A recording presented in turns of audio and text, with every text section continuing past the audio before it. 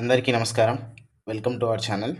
ఈరోజు మనం కేంద్ర సాహిత్య అకాడమీ పురస్కారం ఎవరు అందుకున్నారు, వారి యొక్క ప్రముఖ ఫేమస్ పాట ఏంటిదని చూద్దాం.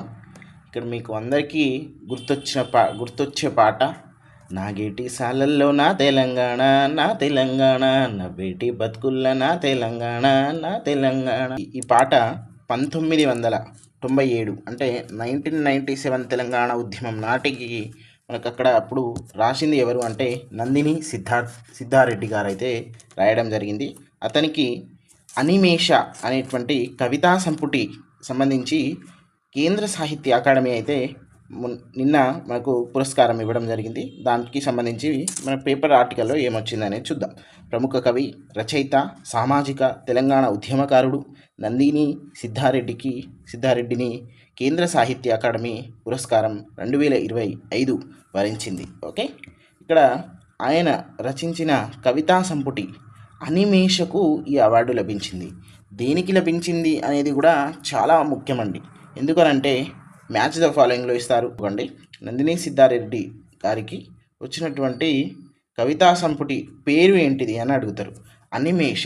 ఓకే, మరి అనిమేష సంబంధించి అసలు ఏంటిది? అనిమేష అంటే రెప్పలు వాల్చనిది అని అర్థం.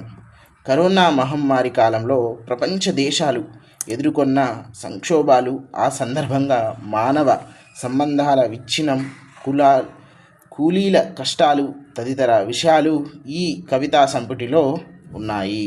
ఓకే, ఇంకా అనిమేష పుస్తకంలో ఇంకా చాలా అద్భుతంగా ఉన్నాయి. వాటిని కూడా మీరు ప్రత్యేకంగా ఆ బుక్ తోటి చూడొచ్చు. ఇక్కడ నందిని సిద్ధారెడ్డి నేపథ్యం ఏంటిది అని అంటే జననం జూన్ 12, 1955, సొంతూరు సిద్దిపేట జిల్లాలోని కొండపాక మండలం బందారం గ్రామం. తల్లిదండ్రులు నర్రా బాలసిద్ధారెడ్డి, రత్నమాల. వృత్తి డిగ్రీ కళాశాలలో తెలుగు అధ్యాపకుడిగా 2012 పదవీ విరమణ చేశారు. కుటుంబం, భార్య మల్లీశ్వరి, అదంతా కూడా మనకు ఎక్స్ట్రా.